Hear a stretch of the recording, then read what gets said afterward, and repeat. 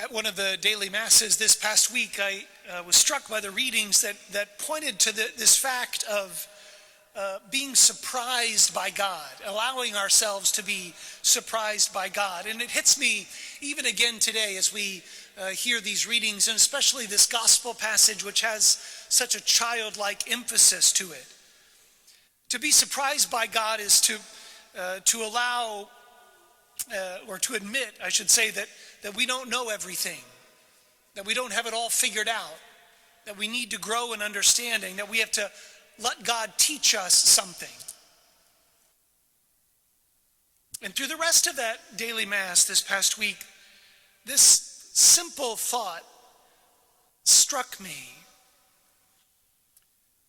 Like, all of this is a surprise. The fact that we are allowed to share in this sacrament where the Lord of the universe makes himself available to us in a form where we can physically receive him. It's a bit surprising. It's not something to be taken for granted, as if we've earned it or somehow deserved it. It's a surprise that God forgives us. It's a surprise that God doesn't give up on us. Maybe most of all, it's a surprise that God loves us, even as often as we turn away or forget the presence of God in our lives. Friends, it's not in complicated dogmas and profound philosophies that we're won over by God. It's in the simple facts that perhaps children understand the best. They understand that there's no greater rest than being in the presence of someone we know will provide for us and who wants what is best for us. And because I think so many of us have given up on being childlike and have resorted to more kind of controlling adult methods of living, rest might be the thing that we lack the most. Because we can spend so much time trying to keep up appearances, trying to keep up with the Joneses. We live to meet the expectations of others, and we act according to the measure of the people around us. And so there's this constant competition, constant comparison. And as a result, I think so often we can get tired and frustrated and fatigued. It's interesting, I was with a young family recently, and the father had just come home from work, and they have a really young son. And the father came in, and the son was so happy to see his father, and the father just grabbed on to his child as if to, like, recognizing all the stress from work, all the anxiety that he was living was somehow dissipated by the presence of his child. It was such a beautiful thing to see. Because a 6-month-old has no interest in putting on a show or competing with others. All they want is to be in the presence of the people who love them and who care for them and who change their diapers and feed them, all the other things. But I wonder when we changed, or when we traded in that childlike simplicity. I wonder when we stopped thinking that that was the path to being ourselves and really being at peace. But what's clear is that we can't live without it. And so if we've lost it, then we need to find it again and start living it again, which is kind of ironic that we have to work to learn how to rest. But that need is built into who we are. Someone was reminding me recently that during our lifetime, the average person will sleep 25 years. That's 219,000 hours in a lifetime.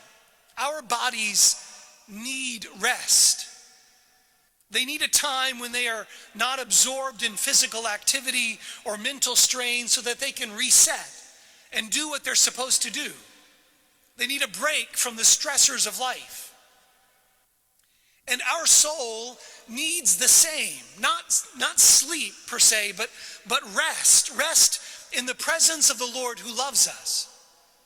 Because our souls, and I don't think we often think about this, our souls are also under constant strain. under the weight of sin or under the strain of temptation, of being pulled in different directions. The devil is always working on us, always trying to pull us away from God, always filling our mind with distractions, always raising up desires that we really don't know what to do with. And so our souls need a time to rest, to be at peace in the presence of the one who loves us. And so I want to go back to that very simple invitation from last week.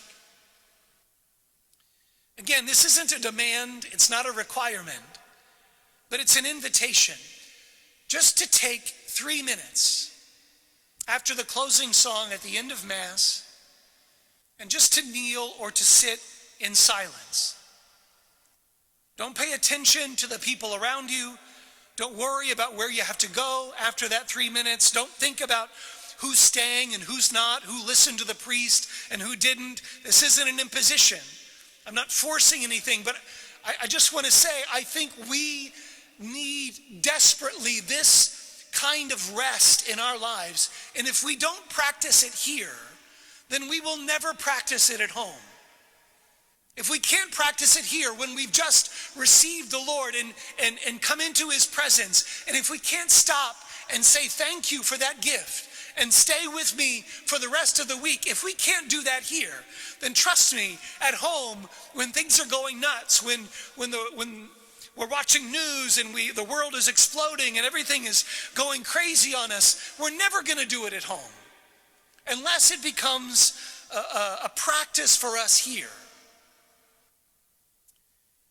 And so it's just a simple invitation. And I'm not going to say this every homily for the next month, but I probably should, because we need to be reminded of that need for our souls just to be in the presence of the one who came to save them. Jesus said to the Father, "You've hidden these things from the wise and the learned, and you've revealed them to the childlike." And so we have to become more like children, more dependent, more willing to just be and not be concerned about all the things that have to be done. And so today, let's just take a breath and enjoy the fact that the Creator of the universe comes to us in this sacrament to remind us of how desperately in love with us he is.